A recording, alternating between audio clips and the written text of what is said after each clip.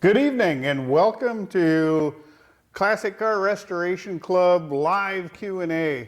And hopefully, if you were with us last time, hopefully we don't have nearly as many troubles we did last time. I think we ran into a spell last time. We had a front come through and the humidity suddenly went to like 95%, and all of our electronics in here decided they just didn't want to work.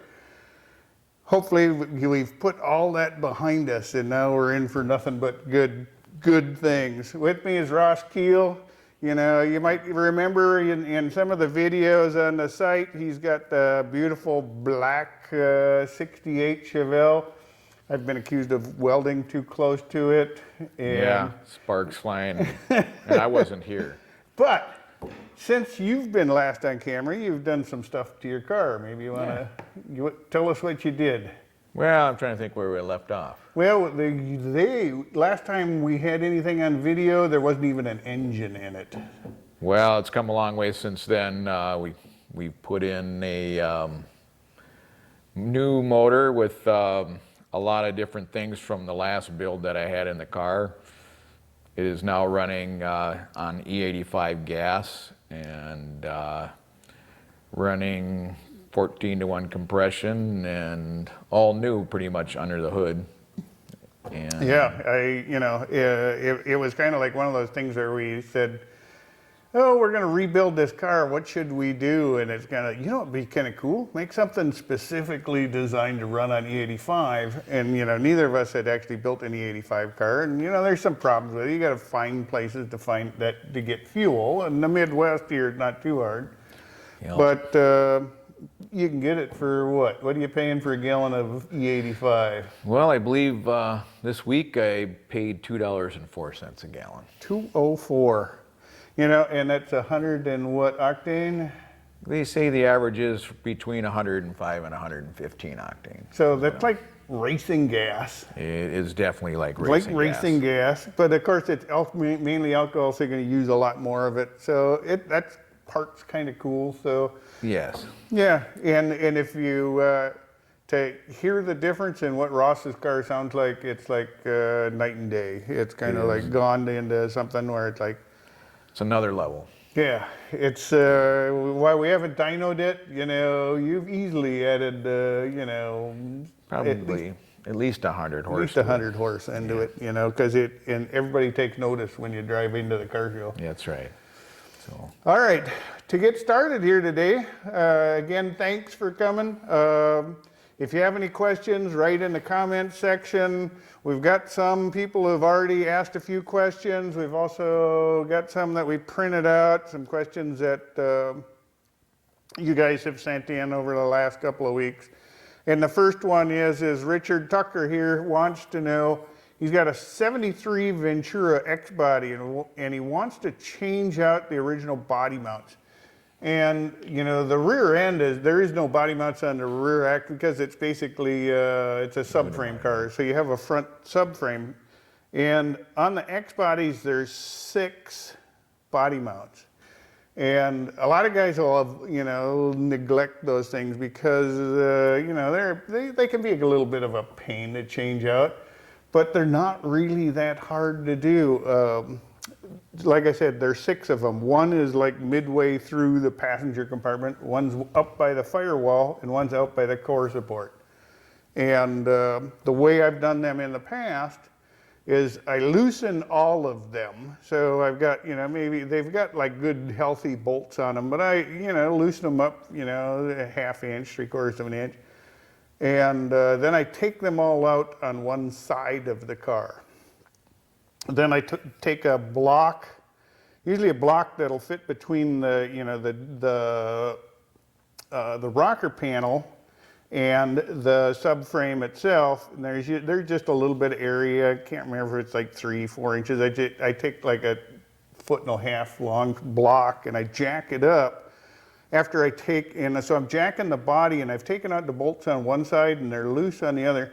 And you don't have to jack very far, just enough so you got clearance to pull out the old mounts and slide in the new ones. And you really don't have to worry about wires and lines and all those things because you're not moving it that far, and everything that comes through there has enough flex to it. So the biggest thing that you need to keep in mind is when you get those, they're like male, female body mounts, you want to make sure you get them in right side up because one side is thicker than the other. You know, if you put them in upside down, then suddenly, you know, your tranny mounts or tranny is hitting on the floor of your car and stuff like that because you just don't have enough room. So make sure you get them in the right way. There's like 6 bolts, the two in the midway in the back of the subframe, the 2 at the firewall are like 100 psi torque, and then the ones on the torque support, that's a smaller bolt, and they'll take like 75 foot-pounds of torque. But you know, they make a lot of good kits out there. It's not that hard to do one side at a time. After you do one side tight, you know, put the bolts in, not real tight, but you know, loose yet. Then do the other side and pull the bolts on the other side. Once you get all the bolts on, it's on the ground, go ahead and just torque all the bolts to spec. The next question, and I have a 50 Ford and the gutters are bad shape and need to be replaced. How do you fabricate replacements? You can fabricate replacements, it's going to take a little bit of work. There are companies like Bob Drake has like some that they sell like a rain gutter for, I think it's like up to 48 Fords. You know, you can like sometimes get other things to work like that. Sometimes, you know, and I know a lot of guys that just, you know, especially on the shoebox Fords, they just get rid of them completely and they'll just put in like a 1/4-inch steel rod. And then they'll, you know, if you're going after sort of a smooth custom look, it's kind of a popular thing to do to get rid of the rain gutter for that custom look. But I think you know, it's a better look anyway. What? It's a better look. You like that look better, huh?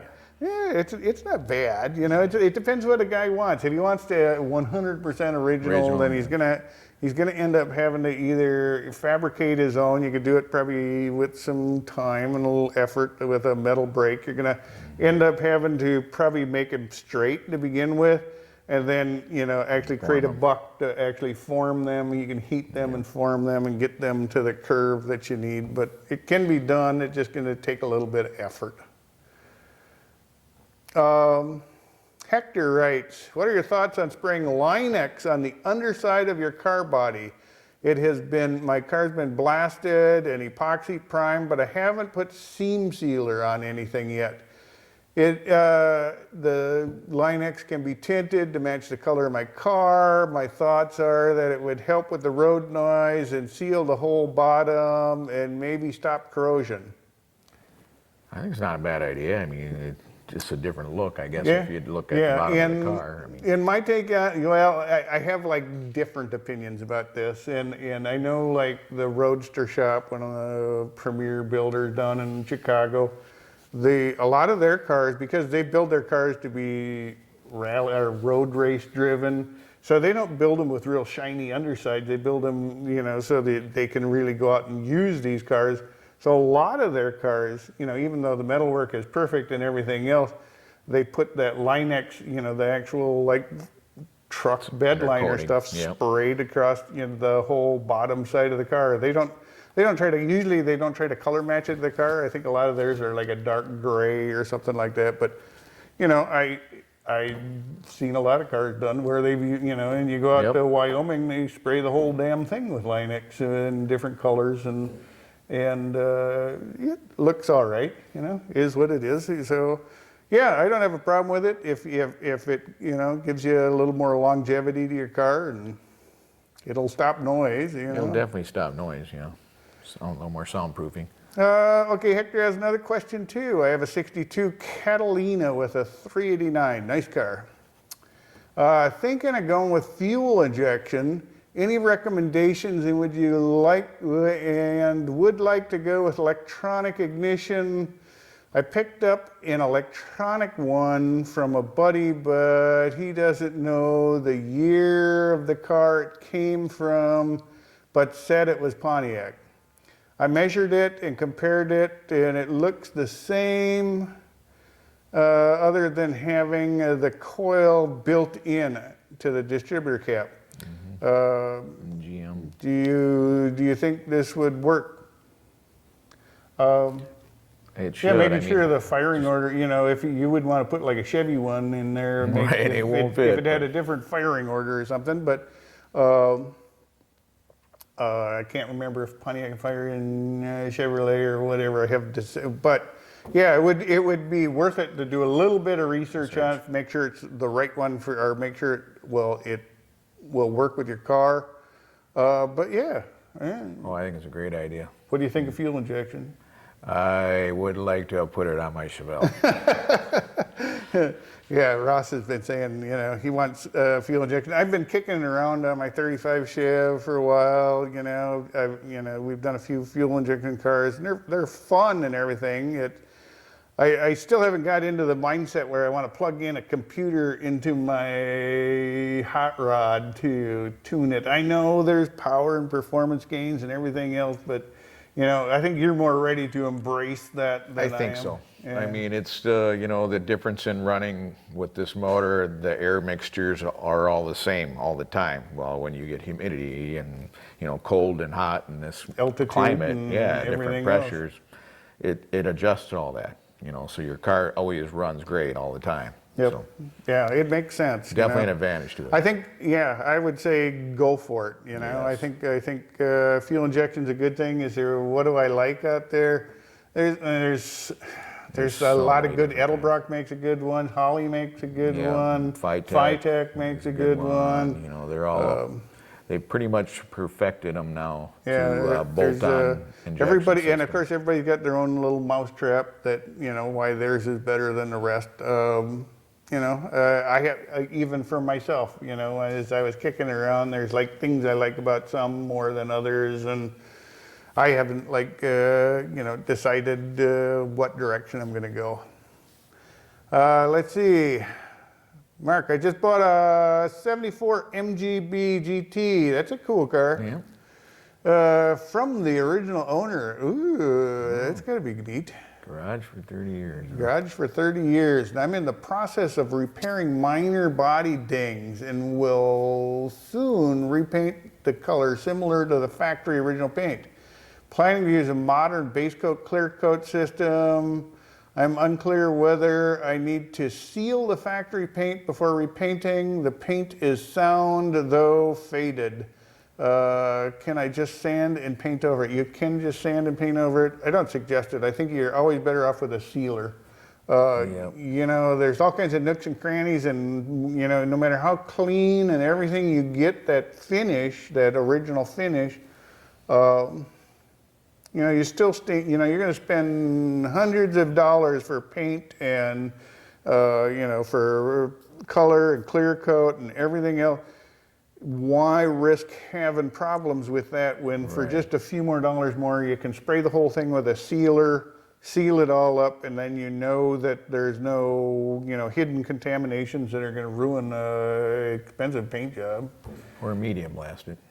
Yeah, well, yeah, if you could just remove it. If Because you remove you're all only the as good original as the paint. coat that's underneath it. Yeah, you know, but the factory paint, you know, I don't know. I know some guys that say, what's a better paint than an original finish? If it's, you know, if it's not flaking off, it's not cracking, it's like, it's been there It's adhered for, to you it. know, a lot of years already. So I know, you know, there's a lot of different camps. Some guys, you know, I tend to strip everything to bare metal. Just because I want to know everything that's on there, and I hate surprises. And the way to avoid that is just by tearing into the whole thing. But yeah, if the paint was good from the previous owner, he probably knows, so. Yeah. Should be So yeah, I think I would say go ahead and sand it. I would normally sand it with 320 or 400, the original paint, and then I would nail it with. And a lot of times I'll use just an epoxy primer for a sealer because it not only it gives me really good adhesion, but it also acts as a sealer too. Some guys like the primer sealers instead. I like the epoxy primers. And, you know, then after that, I would scuff that. You know, you want to make sure you get a good scuff on the epoxy. If you're going to use just a primer sealer during your paint process, you know, you can do that too. I don't like to do that because I like to get it all in one color and then do a final sanding. And again, I'll go like 400. I usually never go finer than 400 because it's kind of like you've ever seen a car where the paint is flaking off. It's because it didn't get sanded well enough. And that's because good paint adhesion is as much chemical as it is mechanical. You need a little bit of surface there for it to bite into so you don't have to worry about it flaking off later. So I usually prefer not to go finer than 400 grit before I paint.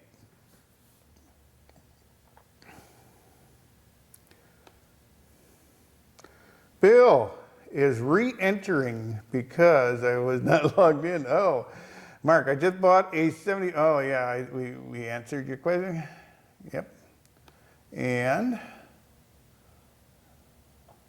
okay. We also have. Okay, I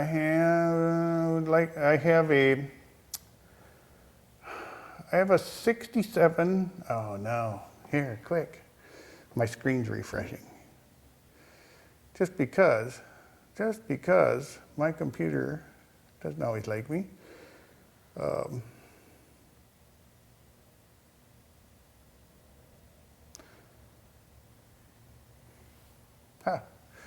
Of course it. Yeah. We've come to expect minor difficulties. Usually it's like my connections out here in the shop.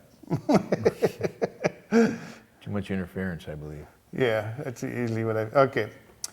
I have a 67 Firebird with a 455 that came out of a 72 GTO. I would like to know what is the best zinc additive to add to your oil.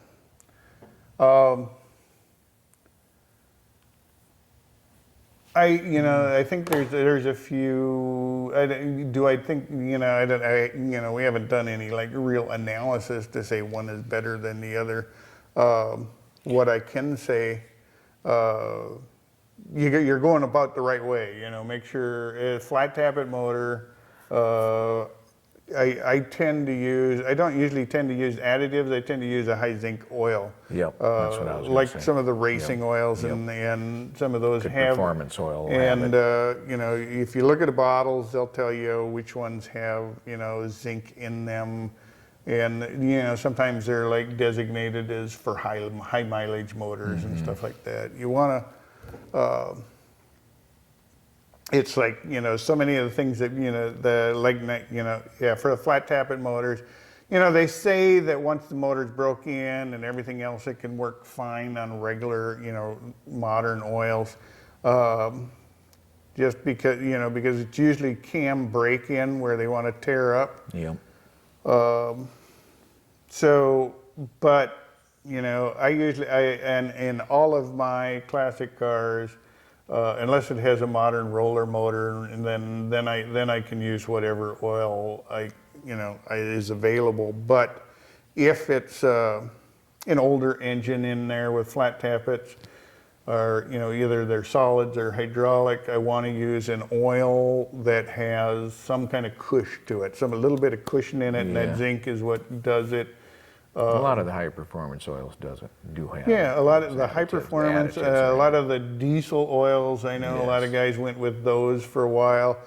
Check that though. Some of the diesel oils now they're starting to take some of that some of the zincs and the phosphates out. So make sure you read the label. Make sure you understand what's in your oil and protect that investment. I think we talk a lot about some of the fuels and oils and gas and different things we put in there. I know when like unleaded first came out, the valve seat recession in your exhaust ports and stuff like that was a big thing. But thankfully, there's like a lot of additives now. I know we have some lead or some simulated like lead additives and stuff like that. You can go overboard. It's like, the chemical makers are going to be pushing everything they can. But adding zinc. If you have a brand of oil that doesn't have it, use a good zinc additive. I think there's a number of manufacturers that make a good additive, Lucas, and I think there's one ZDDP or whatever they call it back here that we have on the shelf, and so there are some good ones out there. Is one better than the other? I don't know. I believe as long as you're adding it, or what's in there. I mean, at least then you've got something there that's going to work. Again, guys, if you have any questions, feel free to type them down below. We'll try to keep tabs on them.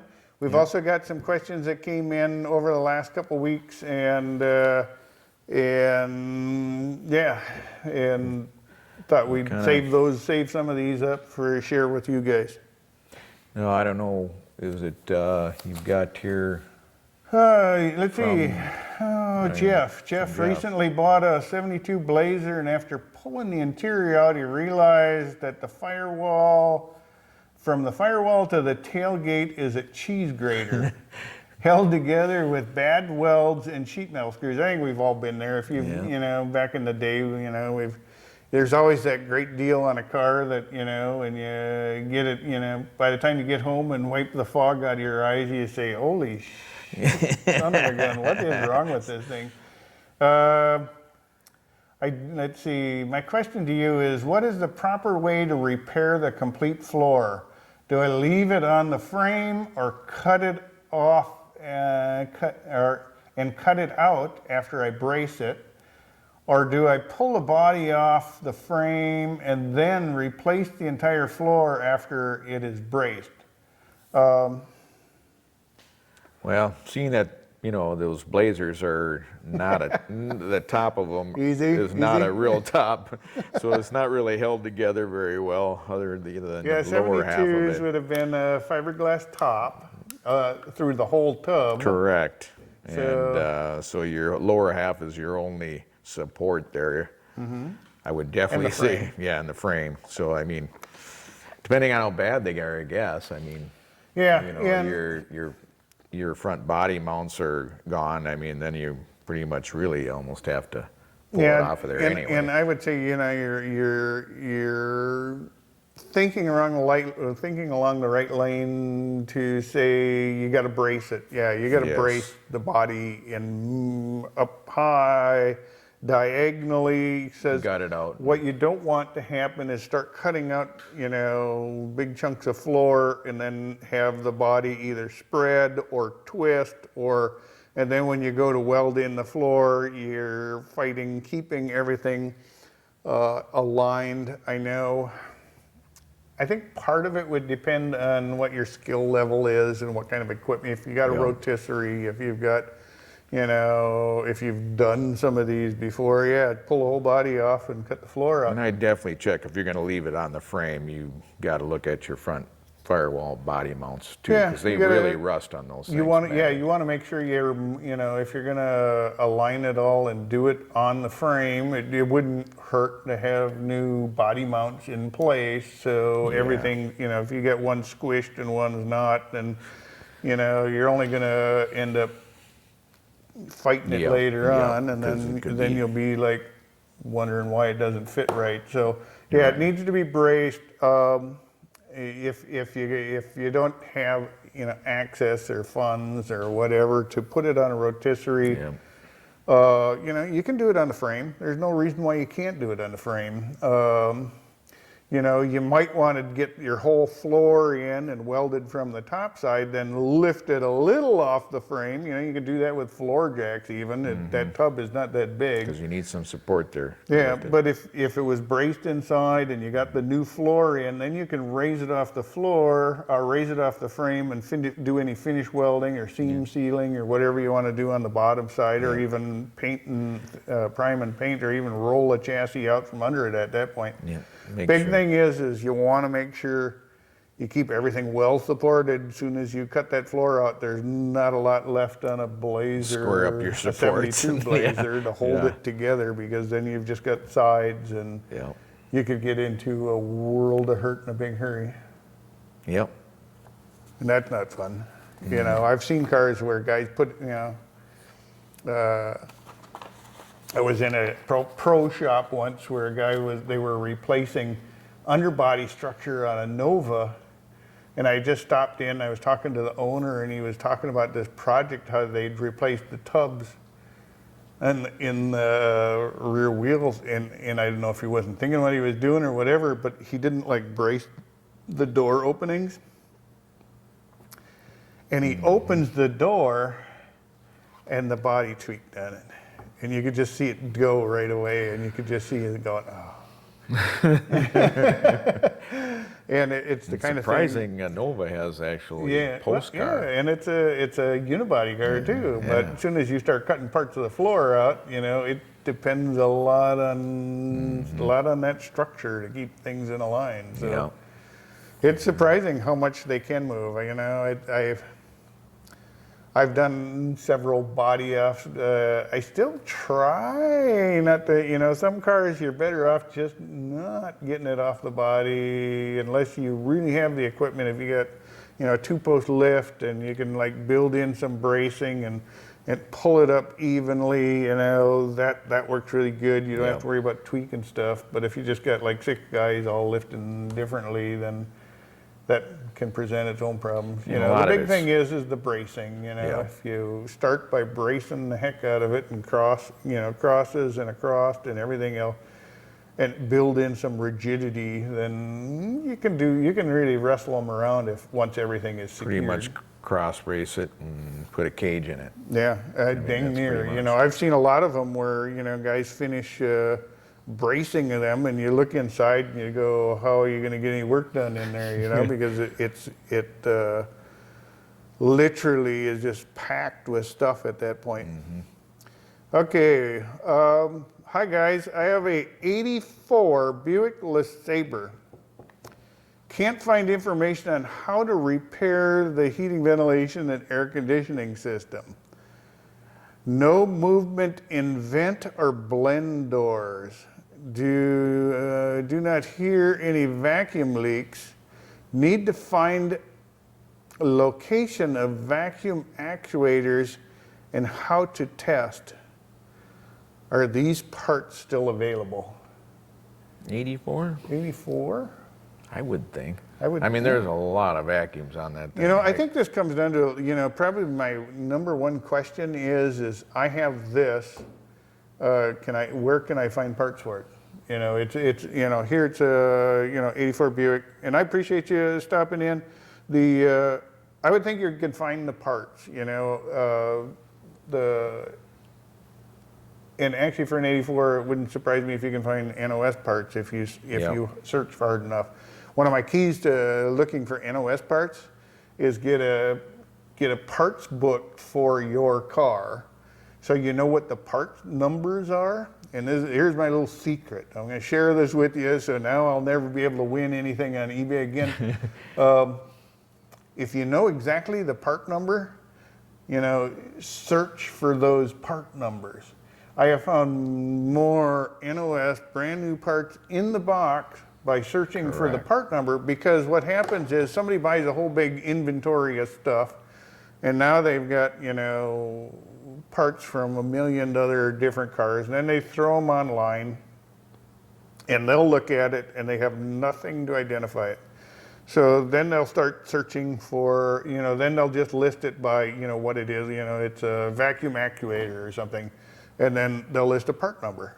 They have no idea if it's a Buick or whatever. They just know it, maybe it's a GM part. They'll list GM and the part number, and I've run into that so many times where I just search for the part number, and it's like some gal that bought a whole bunch of stuff in an auction, and it was in one of the boxes, and then next thing I know, I'm buying NOS parts for 1957, and she had no idea what they were, and I'm getting them at a good price because the people who are looking for them weren't searching for part numbers.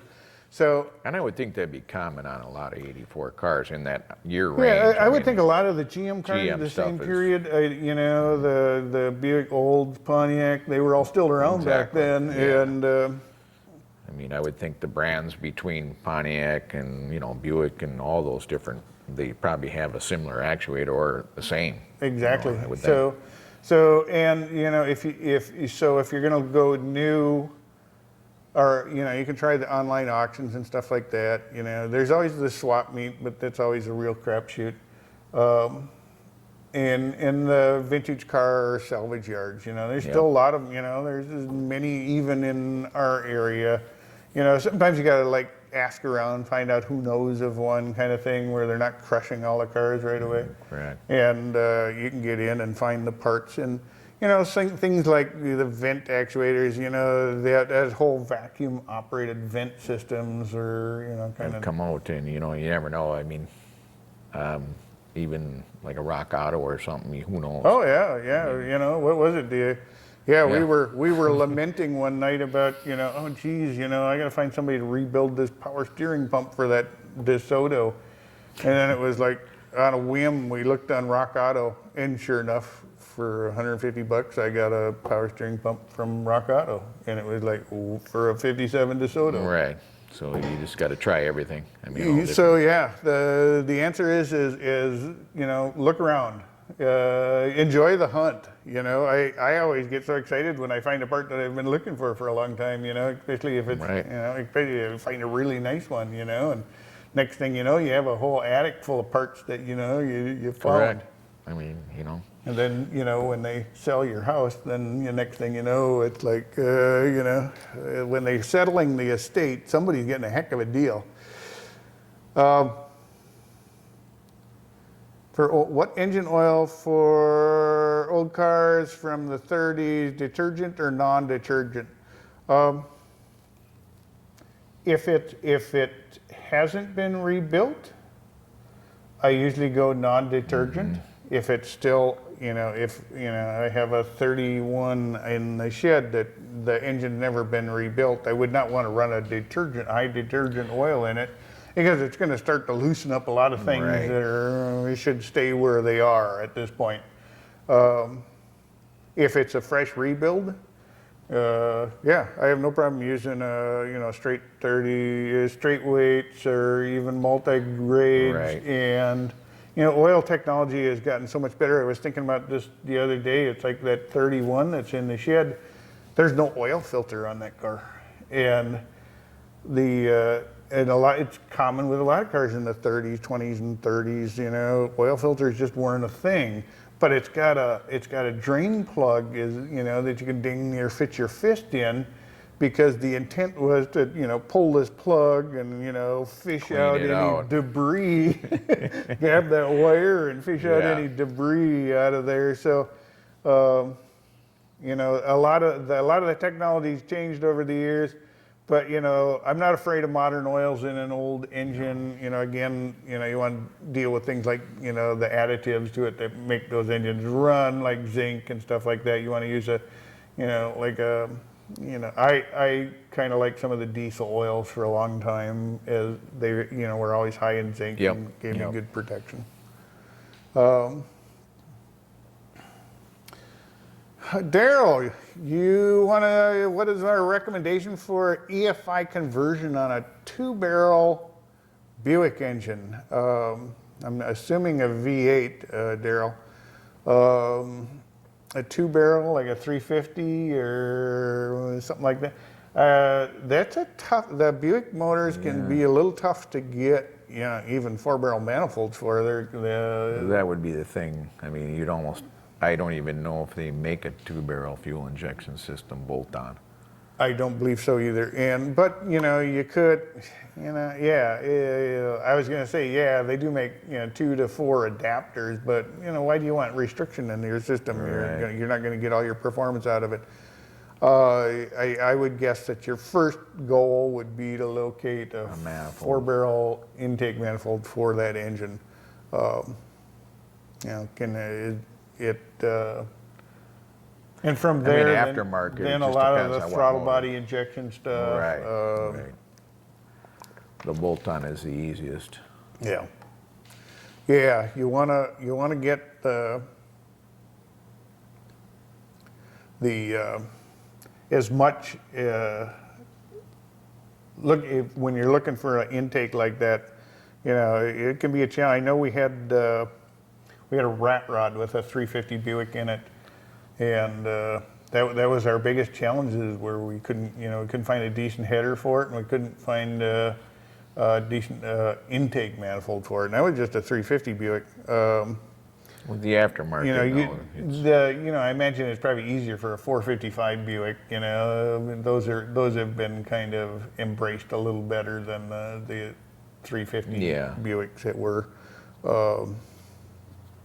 But they're out there. It's not to say that they're not out there. They are out there. It's just like anything. Again, you're going to have to dig around and find one. And the other again, I mean, go on eBay and punch in 350 4-barrel intake manifold for whatever if that's what it is. Or find those cars that they were regularly used in. Yeah, I mean, you will find one. You can search, even some of the vintage salvage yards and stuff, and you can locate some of that stuff. What else do we have, Ross? Well, the next question here was, I believe, from, I guess we don't have who it was, but... Okay. And he was anonymous. He didn't want to tell us. Oh, okay.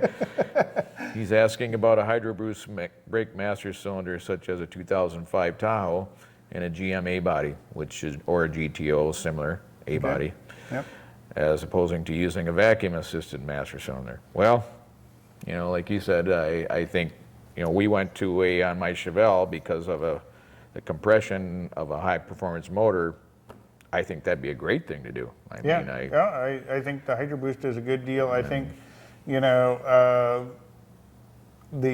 as opposed to the full-size Tahoes, the Astro minivan also had a Hydraboost, but it's the exact same Hydraboost that's in the full-size truck.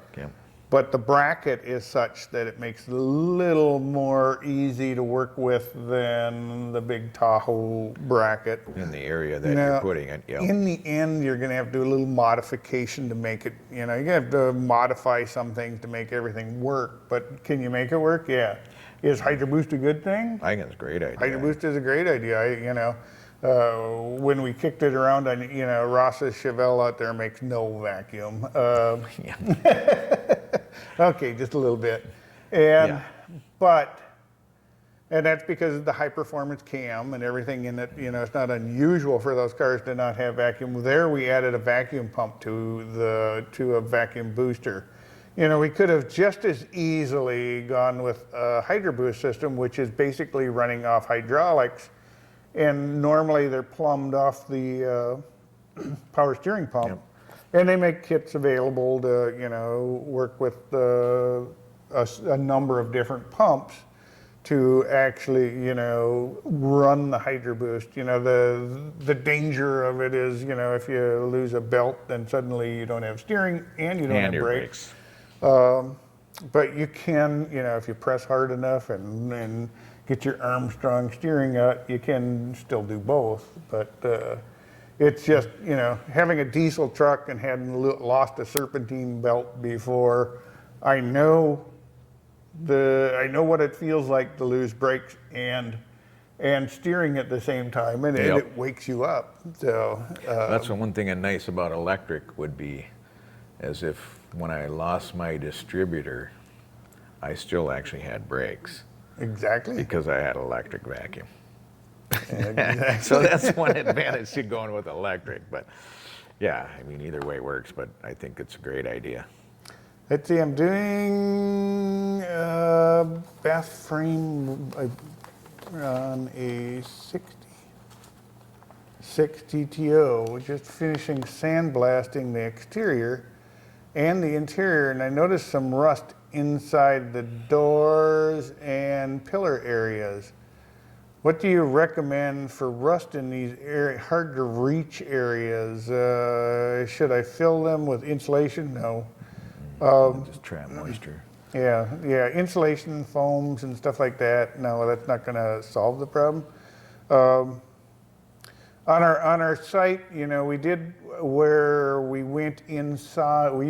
Eastwood makes a great little product where it comes with a little thin plastic hose that is a rust converter, and it's designed to be sprayed inside of frame rails. And on the DeSoto, we used it inside the rocker panels. And it's just a spray can kind of thing. And if you go look at the video, you know, you'll see that, you know, you look at this little nozzle and you swear, how's that going to spray around inside there? And we actually went in with a, you know, borescope camera and looked inside after we treated it. And it was like every square inch inside them rocker panels was covered with that, you know, rust converter. So it's a good thing to use. I think, you know, to me, that's the best and easiest way to get at that kind of stuff is, you know, there are places where you can't get to the rust, you know, ultimately, you could, even cars that are like, you know, dipped and stuff, sometimes those kind of crannies don't get all the rust out of them. So, and a lot of times, you know, the paint gets, all the paint and rust gets removed, but if you don't get in there and treat those areas, it's just going to flash right back again. Yeah.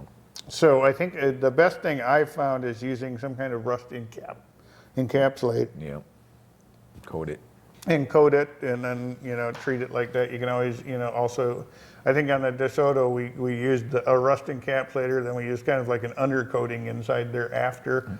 And we still made sure all the vent holes, all the weep holes and everything could still let water come out, but give it a good, you know, and so it was so unique to have original rocker panels in good shape on that car. So we wanted to do what we could to preserve them before they went all to heck, you know. Like you say, make sure the drainages are open. If, you know, they do have drainage holes, and a lot of those get rusted up and hold the moisture. You know, I had a buddy in high school that used to, he had a Nova, really nice Nova, and he was big on making, he'd take his door panels and everything off every year and clean out any debris.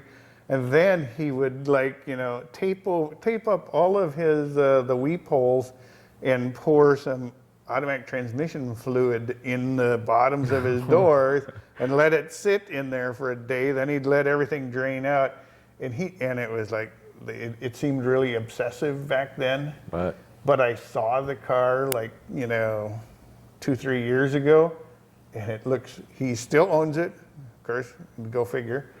He still owns it, and it still looks as beautiful as it did back in the 70s. So it was like, wow. So it does pay off. But I hope you painted before you did that. But.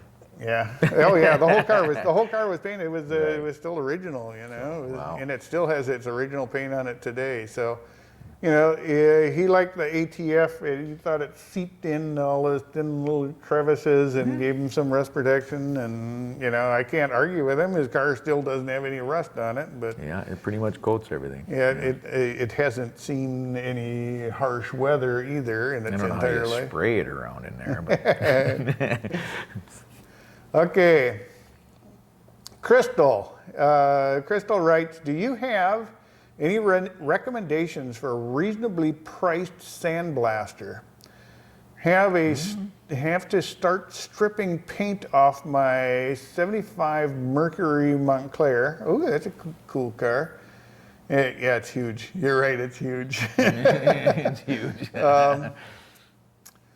But I don't know if we need to break the bank to get it done.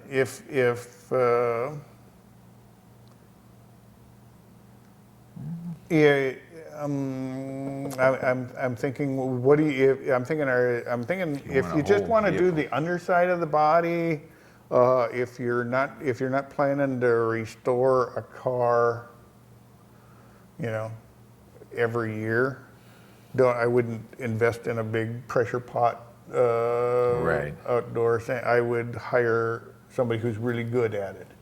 On a lot of my cars, there's a guy here that in our area called Blastmaster, and I've taken him. I don't like to blast the entire body. So I normally do as much chemical stripping, or do use mechanical stripping if I'm using a paint and rust remover. Sometimes I'll have like plastic media. If it's got a lot of paint on it and stuff, you can go in with a plastic media blast. Find somebody that does that well in your area, because that doesn't build up the heat and warp the panels. It just takes off the paint and primers and stuff like that. Good thing to do, so you're not blasting the entire body. The only time you blast the whole body is if the whole car is just covered in rust, or has a layer of oxidation over it. So my advice, Crystal, is don't break the bank.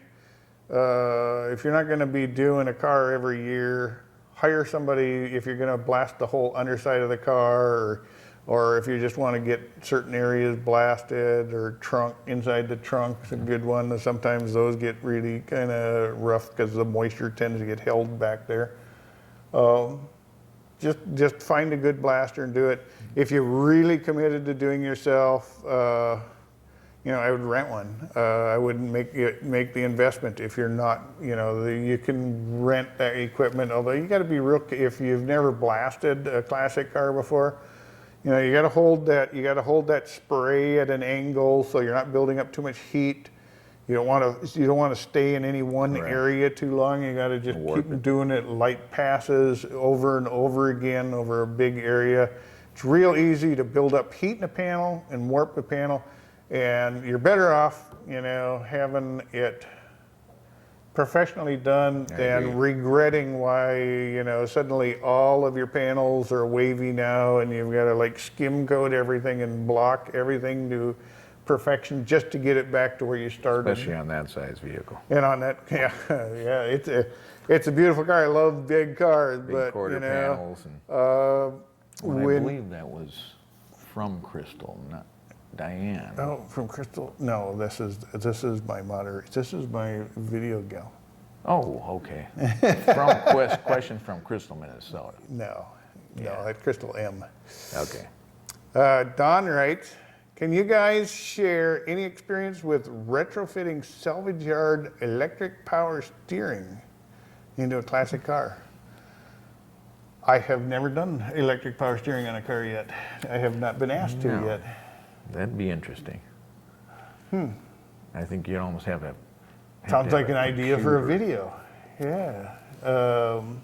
I know on the street rod side of it, I think Flaming River makes electric power steering. Aftermarket. And they make, so there are some out there. There are also some cars that utilize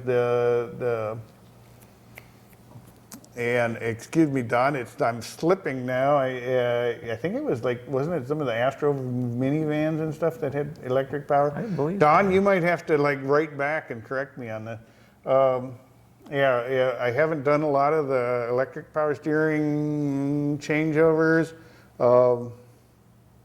That'd be interesting. It would be fun. Yeah, it could be I have read some stuff on that before, but now I'm it's like It depends on what type of car, I guess. Yeah. I mean, because on a performance car, I would like to feel it. Yeah. Electric, you don't feel anything. Just like a gas pedal, that's electric. Yeah, but you're anti even electric fans. I am. But What happens if you're... an electric fuel pump. Yeah. Huh.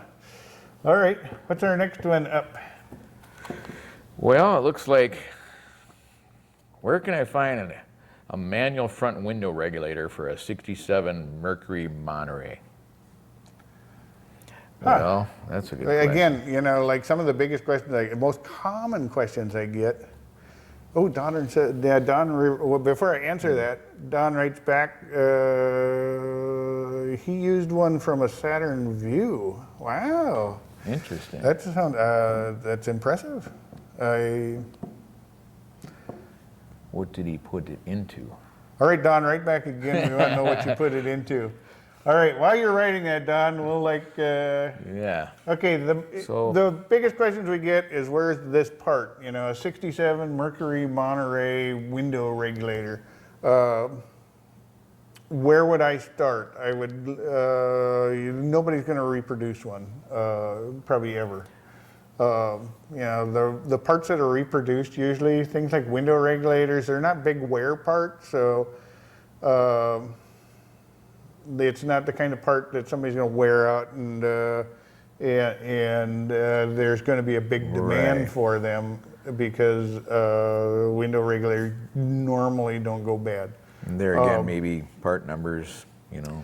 Yeah, you can search for new parts. You can do the online stuff. You can search the, you know, Craigslist and some of those, you know, the parts friendly sites.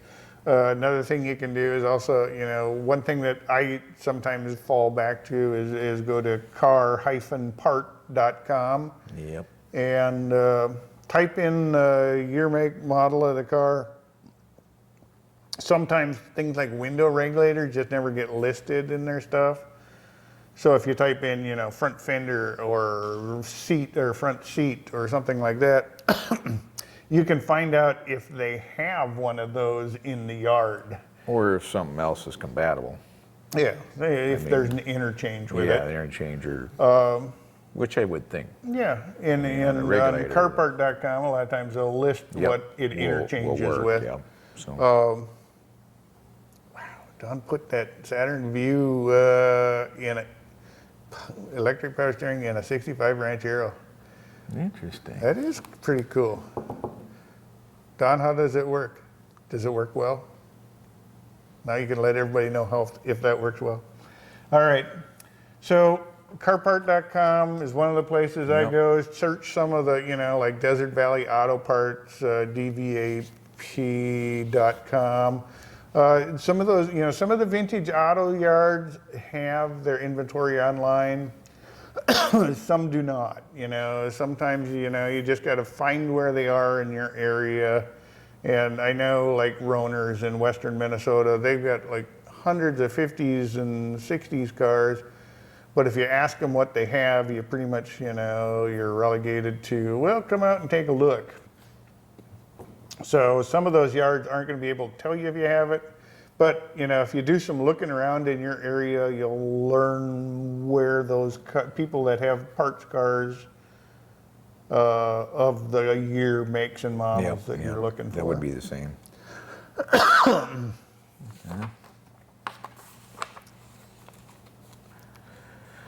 Now this one is, how do you fill air shocks on a Buick 1972 GS 455? Wow. Obviously I wouldn't think they're stock. It's a sweet car, though. It is a nice car. I had a 71.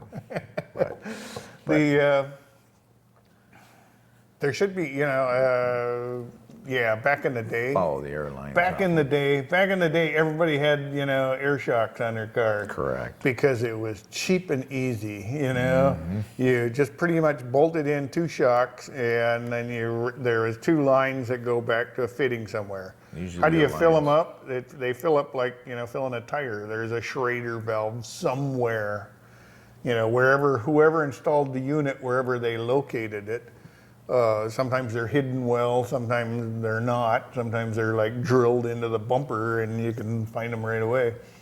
But and I believe a lot of those, I mean, I would check in the trunk, inside the trunk or underneath the gas bumper. filler. I believe those are the same gas filler. Flip down the license plate. Some of those people put them. Yeah, right, and the easiest way to find it is go to the shocks, trace the lines back. Trace them back. If you have air shocks and there's no lines on it, you have a problem. Well, that might be easier. At least put new ones on that way. So and they're, you know, it's still a good way to add, you know, a little extra capacity. If, you know, I know, like my wife likes, you know, on her car, she likes to throw everything in the kitchen sink in the trunk. So sometimes it's just good to get the car to sit back where it wants to be, you know, when she unloads everything, then we can lower it back to where it should be. But is it, you know, if you're doing, what we learned in high school was if you're doing it for like rear tire clearance, don't do that. Because when they go, out and your car suddenly is riding on the tires, that's not a good thing. And it does damage. Yeah. Let's see.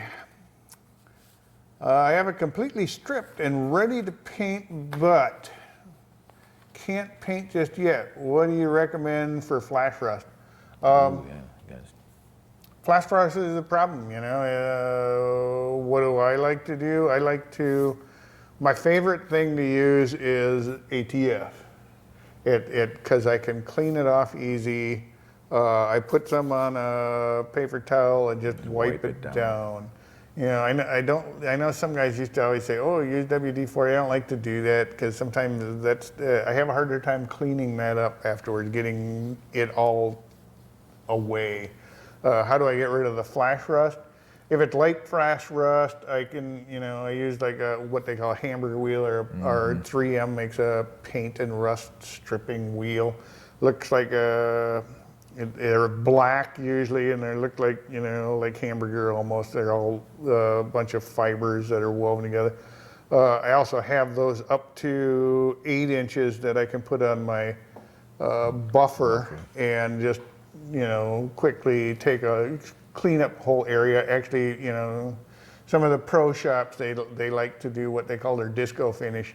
Once they get a car all in like bare metal, they'll, like, you know, go across it in, you know, a nice pattern. So when it's sitting there and people are coming through the shop and checking out all the beautiful work they're doing in all metal, you know, it just glistens there. But they still have to, you know, after they run the hamburger wheel over it, they still got to wipe it down with something to kind of hold it up. You don't want to, you know, like I always say, you don't want to leave them in bare metal too long, but I understand the fact that, you know, sometimes it's inevitable if you're doing a lot of metal work on a car and you're not ready to paint.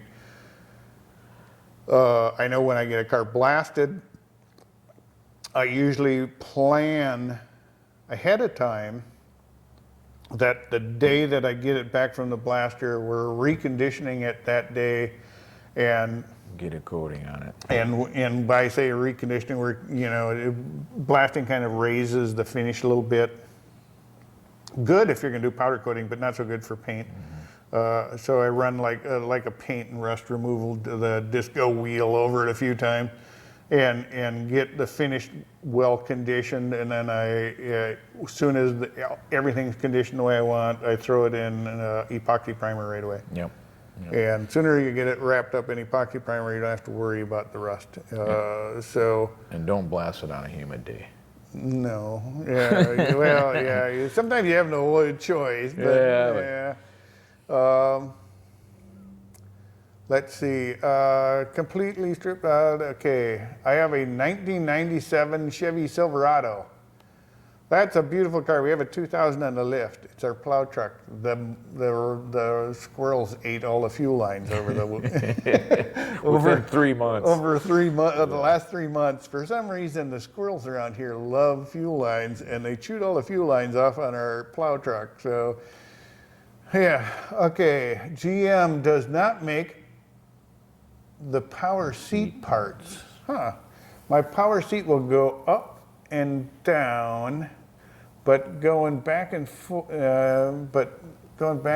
it makes a grinding sound. I know it is a gear. Do you know where to find one? No, not offhand. If it's, you know, we ran into this even with this 2000 that we have on the lift. I would think salvage yards. I mean, they're so common. That's exactly where I would start. And again, that's a good one for car-part.com. And that, you can search the salvage yards throughout the whole country, and even into Canada and Mexico. But you can search the part, and you can find one, you know, find a seat or seat tracks, you know, and, you know, most salvage yards are gonna, you know, warranty stuff like that, make sure, you know, it's gonna work, and it's gonna be a fraction of the price of what you're gonna pay for, you know, just a gear part. I would think there's plenty of them. Especially if you go to Minnesota, because they're all rusted out and the squirrels have eaten all the fuel lines. And if you don't need the seat, I'm sure the gearing and everything is probably okay. So.